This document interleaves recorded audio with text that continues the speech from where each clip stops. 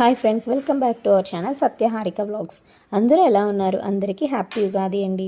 ఈ ఇయర్ ఉగాదిని ఎలా సెలబ్రేట్ చేసుకున్నారు అందరూ కామెంట్ చేసేయండి. నేనైతే వీడియో కొంచెం లేట్గా పోస్ట్ చేస్తున్నానండి.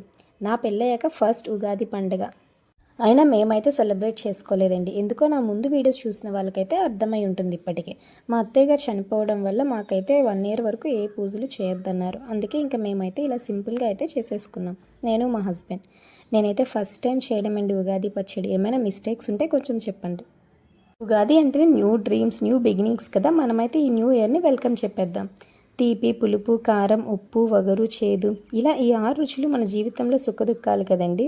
అలాగే జీవితంలో ఏ కష్టం వచ్చినా, ఏ సంతోషం కలిగినా సమానంగా స్వీకరించేద్దాం. నేనైతే ఇయర్ అంతా లైఫ్ ఇచ్చే చేదు ఎలాగో ఉంటుంది, కనీసం ఈ పచ్చడిలో అయినా కొంచెం స్వీట్నెస్ పెంచుకుందామని కొంచెం బెల్లం అయితే ఎక్కువ వేసుకున్నానండి. సో నా పచ్చడిలో అయితే కొంచెం స్వీట్నెస్ ఎక్కువే ఉంది.